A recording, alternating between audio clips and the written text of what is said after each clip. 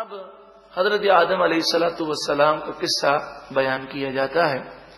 وَإِذْ قَالَ رَبُّكَ، اور یاد کرو جب آپ کے رب نے فرمایا، لِلْمَلَائِكَةِ، فرشتوں سے فرمایا، انی جاعل فی الارض خلیفہ، بے شک میں زمین میں اپنا نائب بنانے والا ہوں۔ یہاں پر دو باتیں آپ سمجھ لیجیے۔ ایک تو یہ کہ خلیفہ کے معنی کیا ہے۔ خلیفہ کے یہاں پر یہ معنی ہے، خلیفہ کا مفہوم یہ ہے اللہ تبارک و تعالی کے پیغام اور اللہ تعالی کے احکام بندوں تک پہنچانے والا۔ خلیفہ کے کیا معنی ہے؟ اللہ کے احکام، اللہ تعالی کے پیغامات بندوں تک پہنچانے والا، یعنی رب اور بندے میں وسیلہ، یعنی بندوں کو رب تک پہنچانے کا ذریعہ اور وسیلہ انبیاء ہیں، کہ جب بندے انبیاء سے وابستہ ہوتے ہیں تو ان کی برکتوں سے رب کی معرفت حاصل کر لیتے ہیں۔ تو خلیفہ کے یہاں پر یہ معنی ہے۔ دوسری بات یہ کہ ابھی آدم علیہ السلام کی پیدائش نہیں ہوئی اور اللہ تعالیٰ نے فرشتوں سے فرمایا میں زمین میں اپنا خلیفہ بنانے والا ہوں۔ تو کہاں فرمایا؟ زمین میں خلیفہ بنانے والا ہوں۔ اور پھر آدم علیہ السلام پیدا ہونے کے بعد جنت میں رہے، تو پیدائش سے پہلے یہ فیصلہ ہو گیا تھا کہ یہ کہاں جائیں گے؟ زمین میں جائیں گے۔ 500 سال آپ جنت میں رہے، اور 500 سال کے بعد اللہ تعالی کی حکمت کہ آپ کو بھلا دیا گیا اور آپ نے وہ درخت میں سے کھایا اور پھر آپ زمین میں آ گئے۔ آدم علیہ السلام کا اس میں قصور یا غلطی یا خطا نہیں ہے، یہ اللہ تعالی کی حکمت اور اللہ رب العالمین کا یہ فیصلہ تھا، انی جاعل فی الارض خلیفہ، پیدائش سے پہلے فرما دیا میں زمین میں خلیفہ بنانے والا ہوں۔ قالوا، فرشتے بولے، اتجعل فیہا، کیا تو اس زمین میں اسے خلیفہ بنائے گا، من یفسد فیہا، جو زمین میں فساد پھیلائے گا، ویسفک الدماء، اور خون بہائے گا، وَنَحْنُ نُسَبِّحُ بِحَمْدِكَ وَنُقَدِّسُ لَكَ، اور ہم تیری حمد کرتے ہوئے، تیری تعریف کرتے ہوئے، تیری خوبیاں بیان کرتے ہوئے تیری تسبیح کرتے ہیں اور تیری پاکی بیان کرتے ہیں۔ مطلب یہ تھا اے پروردگار، انسان تو زمین میں فساد کرے گا تو خلیفہ انسان کے بجائے ہمیں بنایا جائے۔ یہاں پر ایک سوال یہ ہے کہ فرشتوں کو کیسے پتا چلا کہ انسان فساد کرے گا؟ تو اس کی کئی وجوہات ہیں۔ ایک وجہ یہ ہے کہ فرشتوں کو جب یہ معلوم چلا کہ انسان میں نفس ہوگا اور انسان میں غصے کو بھی رکھا گیا، انسان میں شہوت کو بھی رکھا گیا، تو انہوں نے یہ خیال کیا اس طرح تو انسان بڑی آزمائش میں پڑ جائے گا، کیونکہ فرشتے غصے سے، شہوت سے، نفس سے معصوم ہیں، محفوظ ہیں۔ تو انہوں نے یہ خیال کیا کہ پھر انسان کا گناہوں سے بچنا تو مشکل ہو جائے گا، تو وہ پھر گناہ کریں گے اور زمین میں فساد ہو جائے گا، اور ہم چونکہ ان چیزوں سے معصوم ہیں تو خلافت ہمیں ملنی چاہیے، یہ بہت بڑا مقام ہے، یہ بہت بڑی سعادت ہے، تو یہ سعادت ہمیں نصیب ہو۔ قال انی اعلم ما لا تعلمون، اللہ تعالیٰ نے فرمایا مجھے وہ معلوم ہے جو تم نہیں جانتے، میرے اس کام کی وہ حکمتیں ہیں جو تمہیں نہیں معلوم۔ تم نے یہ تو دیکھ لیا کہ انسانوں میں یہ مادہ ہے، لیکن تم نے یہ نہ جانا کہ میرے وہ نیک بندے بھی ہوں گے جو فرشتوں سے بھی مقام و مرتبے میں بلند و بالا ہوں گے۔ حضرت امام غزالی علیہ رحمہ بڑی پیاری بات فرماتے ہیں کہ انسان اگر گناہوں میں پڑ جائے تو جانور سے بدتر ہے، کہ جانور کو جہنم کا عذاب نہیں دیا جائے گا، اور اگر اللہ اور اس کے رسول کا فرما بردار بن جائے تو عام فرشتوں سے بلند و بالا ہو جاتا ہے۔ وَعَلَّمَ، اور اللہ نے سکھائے آدم الاسماء، آدم علیہ السلام کو تمام چیزوں کے نام، کلہا، تمام چیزوں کے، تمام چیزیں آدم علیہ السلام کے سامنے پیش کی گئیں، آپ کو نام سکھائے گئے۔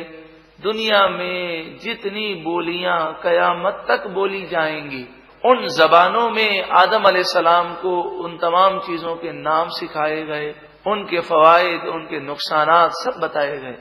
ثم پھر عرضهم علی الملائکۃ، ان تمام چیزوں کو فرشتوں پر پیش کیا۔ فقال، بس اللہ تعالیٰ نے فرمایا انبئونی باسماء ہؤلاء، مجھے ان چیزوں کے ناموں کی خبر دو، مجھے ان چیزوں کے نام بتاؤ، ان کنتم صادقین، اگر تم سچے ہو۔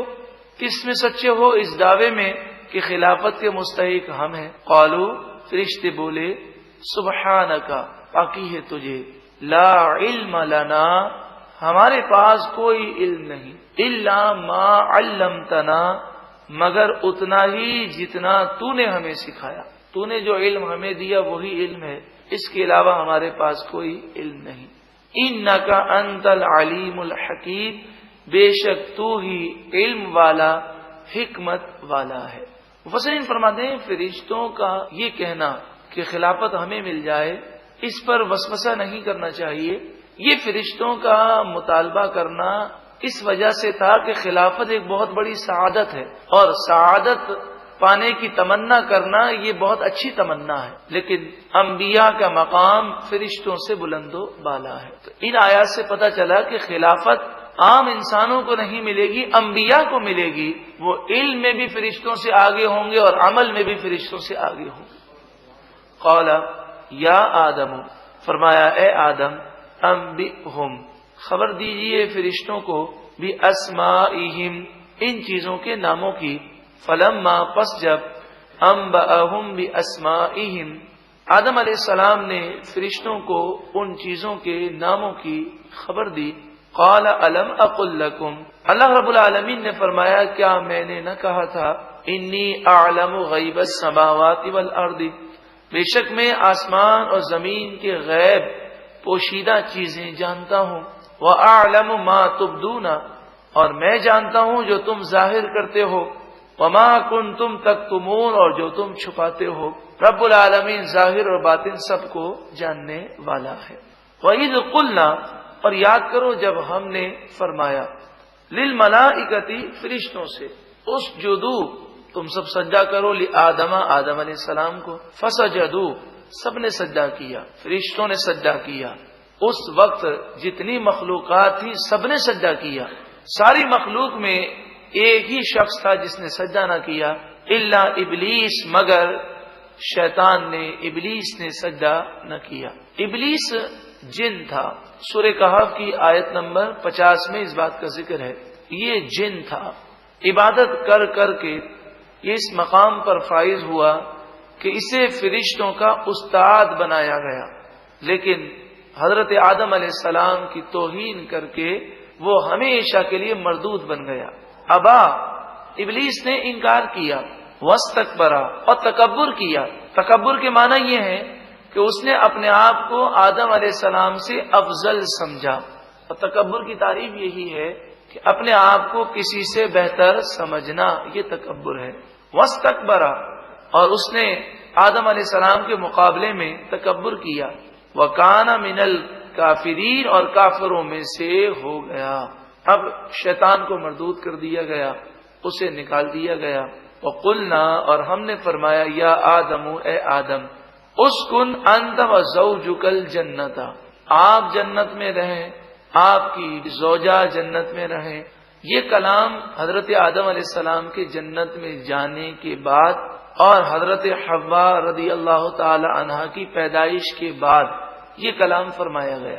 حضرت آدم علیہ الصلوۃ والسلام کی پسلی سے حضرت حوا کو پیدا کیا گیا۔ وَكُلَا مِنْهَا رَغَدًا، اور تم دونوں کھاؤ اس جنت سے، رغدن، بلا روک ٹوک، حیث شئتما، حیث جہاں سے، شئتما تم دونوں چاہو، ولا تقربا، اور تم دونوں قریب نہ جانا، ہذہ الشجرۃ، اس درخت کے قریب نہ جانا، فتکونا من الظالمین، ورنہ تم دونوں ہو جاؤ گے حد سے بڑھنے والوں میں سے۔ تو یہ حد ہے، یہ درخت، اس درخت کے قریب گئے تو حد کو کراس کرنے والوں میں سے ہو جاؤ گے۔ 500 سال تک اب جنت میں رہے، جب تک اللہ نے چاہا جنت میں رہے، اور جب اللہ رب العالمین نے یہ چاہا کہ اب آپ زمین میں جائیں اور زمین کو بسایا جائے تو فنسیا، حضرت آدم علیہ الصلوۃ والسلام اس درخت کو بھول گئے، قرآن نے بیان کیا۔ اور آپ جانتے ہیں کہ اگر کوئی روزہ رکھے اور روزہ رکھ کر وہ بھول جائے اور بھول میں کھا پی لے تو شرعی مسئلہ کیا ہے؟ اس کا روزہ نہیں ٹوٹتا، بلکہ حدیث پاک میں ہے کہ بھول کر اگر کھا پی لے تو وہ یوں سمجھے کہ اسے اللہ نے کھلایا اور اللہ نے پلایا۔ آپ کو یہ بھلا کیوں دیا گیا؟ اس لیے بھلا دیا گیا تاکہ آپ دنیا میں جائیں، لیکن اللہ کے نیک بندے ہمیشہ عاجزی کرتے ہیں اور وہ اپنے آپ کو گناہگار سمجھتے ہیں۔ ایسے کئی بزرگان دین ہیں کہ ہوا چلتی تو رونے بیٹھ جاتے، آندھی چلتی تو رونے لگ جاتے، لوگ کہتے تو کہتے میں رو رہا اس لیے ہوں کہ یہ آندھی میرے گناہوں کی وجہ سے چلی ہے، اگر میں نہ ہوتا تو مسلمانوں پہ تکلیف نہ آتی۔ تو یہ ان کی عاجزی ہوئی، ان کا مقام ہے۔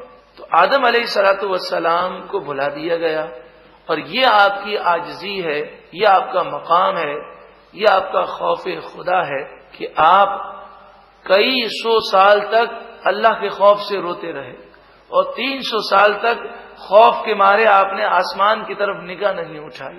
یہ اللہ کے نیک بندوں کا انداز ہے۔ حضرت عمر رضی اللہ تعالیٰ قطعی جنتی ہیں، لیکن خوف سے روتے روتے آپ کے چہرے انور پر آنسوؤں کی لکیریں بن گئی تھیں۔ حضور نے انہیں جنت کی بشارت دی ہے، حضور کی بشارت میں انہیں کوئی شک و شبہ نہیں ہے، لیکن جب اللہ کے نیک بندوں پر خوف کا غلبہ ہوتا ہے تو وہ سب کچھ بھول جاتے ہیں اور اللہ کی محبت میں اور خوف میں گم ہو جاتے ہیں۔ فَأَزَلَّهُمَا الشَّيْطَانُ، بس انہیں شیطان نے پھسلا دیا۔ ازلہ کے معنی ہوتے ہیں انسان پھسلنا نہ چاہے تب بھی پھسل جائے۔ اگر آپ کا پاؤں پھسل جائے تو آپ خود نہیں پھسلتے، بلکہ آپ کے نہ چاہتے ہوئے بھی پاؤں پھسل جاتا ہے۔ تو ازلہ کا جو صیغہ ہے، اگر عربی گرامر کو کوئی جانتا ہو تو وہ بھی جان سکتا ہے کہ ازلہ کے یہی معنی ہے کہ آدم علیہ الصلوۃ والسلام نے جان بوجھ کر ایسا نہیں کیا۔ فَأَزَلَّهُمَا الشَّيْطَانُ عَنْهَا، شیطان نے اس درخت کے بارے میں ان دونوں کو پھسلا دیا۔ فَأَخْرَجَهُمَا، اور ان دونوں کو وہاں سے نکلوا دیا، مما، اس سے جو کانا فیہ، جس جگہ میں وہ تھے۔ وَقُلْنَا، اور ہم نے فرمایا، اِہْبِطُوا، تم سب نیچے اتر جاؤ، بَعْضُكُمْ لِبَعْضٍ عَدُوٌّ، تم ایک دوسرے کے دشمن ہوگے۔ دنیا میں دشمنیاں چلتی رہیں گی، جنت میں کسی قسم کا بغض نہیں ہوگا۔ دنیا میں جاؤ گے یہ حالات تمہارے ساتھ ہوں گے۔ وَلَكُمْ فِي الْأَرْضِ مُسْتَقَرٌّ، تمہارے لیے زمین میں مستقر، ایک عارضی ٹھکانہ ہے۔ وَمَتَاعٌ، اور برتنا ہے، استعمال کرنا ہے، فائدہ اٹھانا ہے، إِلَى حِينٍ، ایک وقت تک، پھر تمہیں دوبارہ مر کر اللہ کی بارگاہ میں حاضر ہونا ہے۔ آدم علیہ الصلوۃ والسلام اور بی بی حوا رضی اللہ تعالی عنہا جنت سے دنیا میں تشریف لائے۔ یہ تو دو افراد تھے، لیکن قرآن مجید فرقان حمید نے جمع کا صیغہ استعمال فرمایا، جس کے معنی یہ ہے کہ جمع عربی میں 3 سے شروع ہوتی ہے۔ تو مفسرین فرماتے ہیں یہاں اہبطوا میں کلام آدم علیہ السلام سے بھی ہے، اور آپ کی پشت اطہر میں جو آنے والی نسلیں تھیں ان سے بھی خطاب ہے۔